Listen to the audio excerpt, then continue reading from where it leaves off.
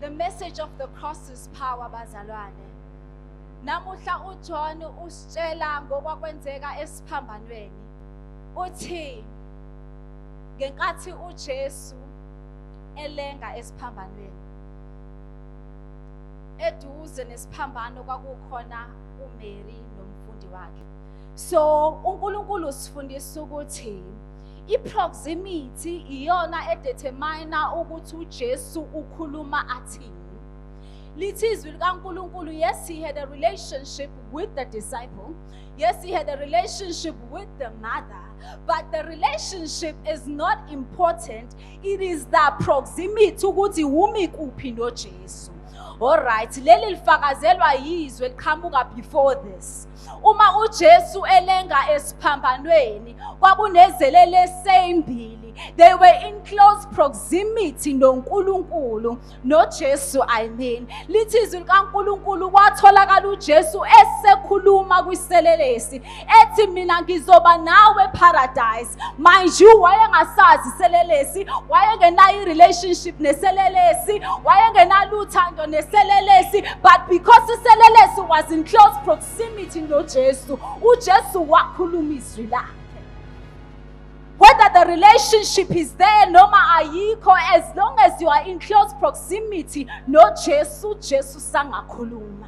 That is why we invite abantu to come to the church of God. Sibe sazi ukuthi abanayo relationship noNkulunkulu, ngoba siyazi ukuthi umuntu mekafika eduzane noJesu akaphinda afane naqala. uJesu akakhulumi kubagcotshwa kuphela, kodwa uJesu uyakhuluma kwisoni. Simbonile kowesifazane waseSamaria, babengathelelani, babengazwani, umJuda nomSamaria kwakungazwanwa. Yena wayeyisifebe nje uma ungabeka ngenye indlela, kodwa uJesu utholakala ekhuluma kuyena because she was in close proximity.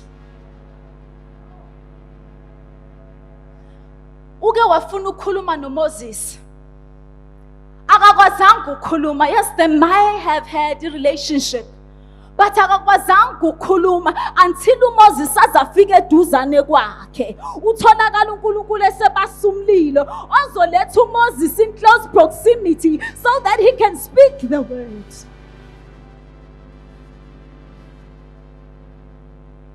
It doesn't matter ukuthi relationship yakho noNkulunkulu iphuke kuphi.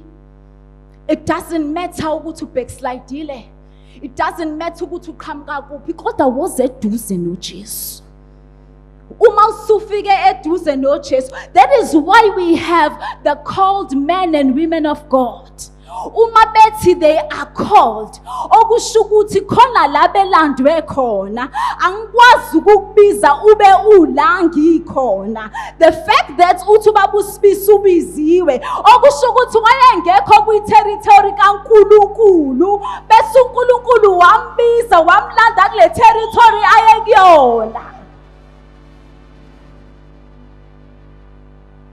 It doesn't mean ukuthi kumele uzube isoni ukuze ube called. It doesn't mean ukuthi kumele uphenduke ngoba usone kakhulu so that ufakazi bakho buzoqhakaza. Kukhona abantu abaphila impilo eqondile. Kukhona abantu abalungile ngokwemvelo. Kukhona abantu abahamba ngokuqonda ongathi mobobheka benza intando kaNkulunkulu. But the fact that uJesu akekho kubona, lithi izwi likaNkulunkulu, there is the righteousness of God. Okusho ukuthi uma kune righteousness of God, there is a righteousness of man. So the righteousness of man yilabantu abalungile othi mina ngiphuzi, mina ngijoli, mina ngibhemi, kodwa akanayo uJesu. That is the righteousness of man.